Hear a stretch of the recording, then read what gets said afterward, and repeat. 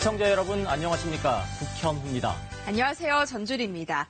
2월 2일 남북의 장 시작합니다. 먼저 오늘 준비한 주요 소식부터 보시겠습니다.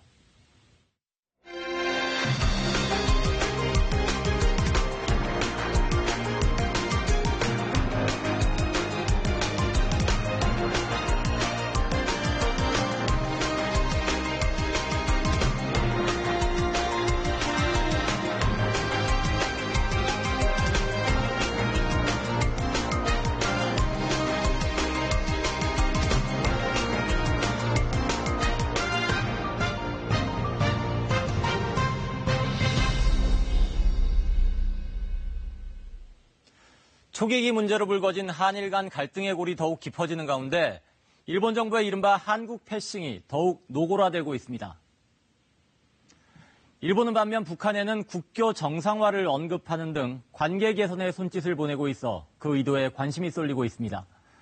이런 가운데 북한과 미국은 2차 정상회담을 앞두고 전열 정비에 들어간 모습인데요. 북미 간 실무회담이 이루어지고 2차 정상회담 일정과 장소가 확정되는 다음 주가 또 하나의 중대 국면이 될 것으로 예상됩니다. 이다솜 리포터가 전해드립니다. 지난달 28일 아베 일본 총리는 국회에서 새해 시정연설을 가졌습니다. 50분의 시정연설 중 외교관계 관련 연설은 마지막 10여 분. 미국과는 동맹, 중국과는 관계 정상화, 러시아와는 신뢰를 강조하며 동북아시아의 안정을 강조했습니다. 눈에 띄었던 건 일본의 동북아 구상에서 한국이 사라졌다는 점입니다. 한국이란 단어가 등장한 건 북한 관련 부분에서 딱 한 번뿐이었습니다. 北朝鮮との不当な核を生産し、国交正常化を目指します。そのために米国や韓国をはじめ国際社会と緊密に連携してまいります。 갈수록 골이 깊어지는 한일 간 갈등이 반영된 것이라는 분석입니다.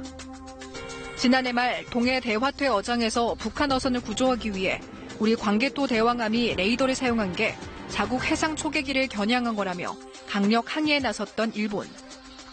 不測の事態を招きかねない極めて危険な行為であるものと認識をしております。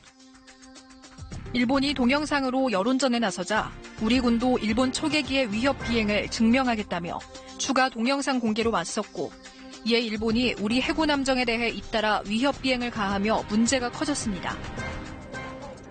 우방국 함정에 대한 명백한 도발 행위이므로 일본의 저희를 의심하지 않을 수 없으며 이를 강력하게 규탄한다. 2015년 한일 위안부 합의에 따라 출범했던 위안부 화해치유재단의 해산, 한국 대법원의 강제징용 배상 판결 등에 일본이 노골적 불만을 표하면서 갈등은 이미 악화일로로 치닫고 있던 상황. 아베 총리의 한국에 대한 외면이 의도적 선택, 이른바 코리아 패싱으로 해석되는 이유입니다. 아베 총리가 한일 관계를 자신의 국내 정치 상황에 이용하고 있다는 분석도 있습니다. 아베 총리는 그간 사학 스캔들, 외국인 노동자 수용 정책 등으로 위기에 몰릴 때마다 한국과의 갈등, 때로는 북한과의 갈등을 통해 국내 여론을 결집하는 시도로 효과를 톡톡히 봐왔는데요. 초계기 위협 등 이번 한국과의 갈등 이후 발표된 한 일본 내 여론조사에서도 아베 내각의 지지율은 한 달 새 6%포인트나 오른 53%를 기록한 것으로 나타났습니다. 한국과의 갈등 수위를 높였지만 아베 총리는 북한에게는 뜨거운 러브콜을 보냈습니다. 북한과의 국교 정상화를 추진하겠다고까지 공언하는 등 이례적일 정도의 구체적 언급을 했습니다. 私自身が金正恩委員長と直接向き合い、あらゆるチャンスを逃すことなく果断に行動いたします. 북한 문제에 대해 기존의 압박만으로 일관하다가 지난해 내내 북한 비핵화 협상을 둘러싼 외교전에서 소외된 것 아니냐는 이른바 재팬 패싱에 대한 비판을 받아오던 아베 총리. 지난해 하반기부터 북일 정상회담 의지를 피력하며 만회를 시도하는 모습입니다.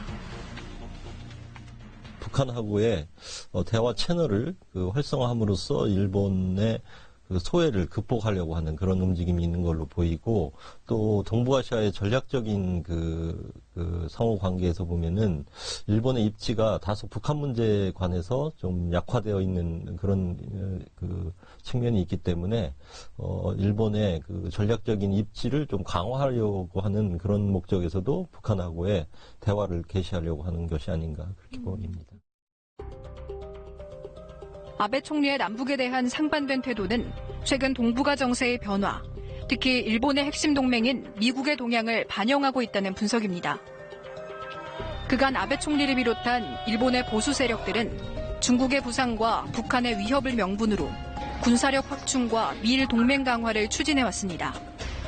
하지만 북미 협상 진전으로 최근 북한의 위협 수위가 낮아지고 동시에 한미일 군사협력에 대한 미국의 관심이 줄어든 점을 반영해 한국과는 갈등을 용인하고 북한과는 독자적인 관계 개선을 모색하는 모습을 보이고 있다는 겁니다. 현재 여러 가지 중일 간의 일정한 그런 그 화해 무드가 조성이 됐지만 이런 그 러일 간에 있어서의 지금 영토 문제는 북방 영토 해결 문제는 상당히 요원한 상당히 이제 해결하기 어려운 그런 것이 현실입니다. 그리고 한일 관계도 약간 이제 어떤 그 냉각된 상태이기 때문에 일본 외교가 앞으로 지향할 그 목표점은 역시 금년은 북일 수교 또는 북일 관계 정상화를 위한 그런 그 노력이 가장 중요한 외교 순위에 있다라고 봅니다. 유지되고 있는 대북 제재가 관건이기는 하지만 일본이 북한과의 관계 개선을 추진한다면 카드는 경제 협력이 될 가능성이 있습니다. 2002년 김정일 국방위원장도 일본의 경제개발 지원금을 약속받고 고이즈미 당시 일본 총리와 회담에 나섰던 선례가 있습니다.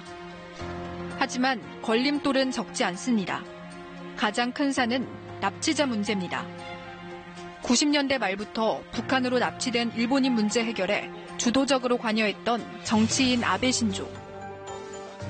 死亡を特定するにはさらなる具体的な情報が必要であると考えており、北朝鮮側もさらに調査を継続するとしている。今後とも北朝鮮に真相解明を強く求めていくこととしている。 총리가 되고 나서도 지속해왔던 납치자 문제에 대한 강경함이 정치적 자산이기도 했던 아베 총리가 납치자 문제는 이미 해결됐다고 주장하는 북한과 어떻게 문제를 풀지 쉽지 않다는 전망이 나오는 이유입니다. 북한은 대미 정상회담, 그다음에 남북한 관계, 북중 관계, 이 3자 관계를 활용하면서 일본하고의 관계를 아마 그 전략적으로 고려할 거라고 봅니다. 그래서 일본이 좀 북한이 적극적으로 일본하고의 대화에 나온다고 하면은 일본은 적극적으로 대응할 거라고 봅니다. 그래서 북한의 태도 여부가 사실은 일본의 대북 정책의 가장 중요한 변수가 아닐까 이렇게 봅니다. 아베 총리가 북한과의 국교 정상화를 추진하겠다고 밝힌 날, 북한 매체들은 일제강점기 만행을 소개하며 일본을 맹비난했습니다. 일본이 우리나라에 쳐들어와서 납치, 강제 연행해간 전 총장년들의 수가 무려 840만여 명. 정말 뻔뻔스럽기 그지없습니다. 그간 북한 대내외 선전 매체들은 남북 북미 정상회담으로 이어지는 화해 분위기 속에서도 유독 일본을 향한 비난 수위만은 높여왔습니다. 아베 패당은 특대형 반일륜 범죄인 성노예 범죄를 덮어버리려고 일본의 정치가들은 우리 과거 피해자들과 유가족들 앞에 무릎을 꿇고 용서를 빌어야 할 것이다. 일본이 북한과의 관계 개선 추진을 공식적으로 언급한 상황에서 북한이 과거사 문제 등을 꺼내놓으며 협상력을 높이려 한다는 분석이 나옵니다. 가장 기본적인 그 원칙은 뭐냐면 지금 일본하고 할 수 있는 아무것도 없습니다. 미국과의 관계가 풀어지기 전에는.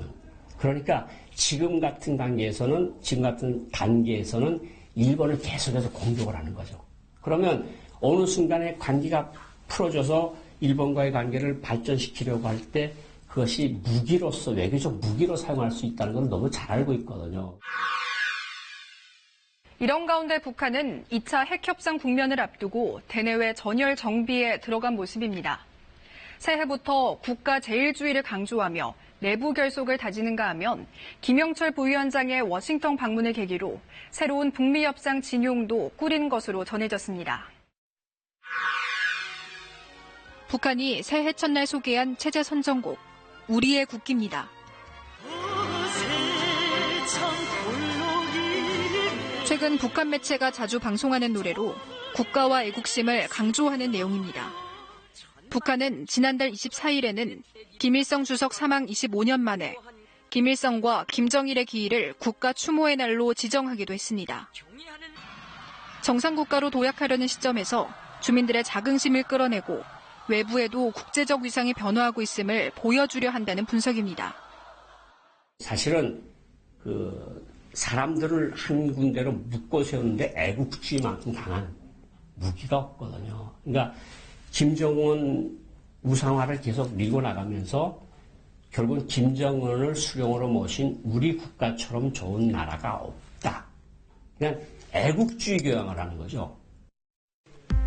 2차 북미 정상회담을 준비하기 위한 외교라인 진열도 정비했습니다. 북한 고위급 협상단이 김정은 위원장에게 방미 성과를 보고하는 자리.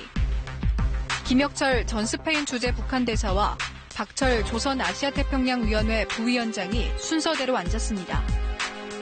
회담 뒤 폼페이오 장관은 비건 미 대북정책 특별대표에 새 협상 상대를 언급했습니다. But Special Representative Biegun had the opportunity to meet with his newly designated counterpart as well. 폼페이오 장관이 언급한 이 인물은 김혁철. 그는 미국 측에 자신을 북한 국무위원회 대미 특별대표로 소개한 것으로 취재 결과 밝혀졌습니다. 1971년생으로 2000년대 초 육자회담에서 협상팀 멤버로 일하기도 했던 김혁철. 30대 초중반부터 북핵 협상을 다뤄온 외무성 핵심 일꾼인 셈입니다. We can never would fear the threat from our foreign forces, and at that time, the denuclearization of Korean Peninsula would be what realized and promoted. 다음 주 초 열릴 비건과 김혁철 두 대표가 전면에 나서는 실무협상 직후 2차 북미 정상회담의 날짜와 장소 등이 발표될 것으로 보입니다. 비건 미 대북정책특별대표는 오는 3일 실무협상을 위한 방안을 앞두고 지금은 한반도에서 전쟁을 뛰어넘을 시간이라는 말로 종전을 언급했습니다. 김정은 위원장이 지난해 이미 핵 생산 관련 시설의 폐기를 약속했었다고도 밝혔습니다. Chairman Kim also committed in both the joint statement from the aforementioned Pyongyang summit as well as during the Secretary of State's October meetings in Pyongyang to the dismantlement and destruction of North Korea's plutonium and uranium enrichment facilities. 한일 갈등은 고조시키며 북한 비핵화 협상에서 영향력은 늘리려는 일본의 쟁걸음이 계속되고 있습니다. 2차 북미 정상회담을 앞두고 비핵화 협상 시계도 다시 빨라지는 상황. 더욱 세심한 외교적 대응이 요구되는 시점입니다.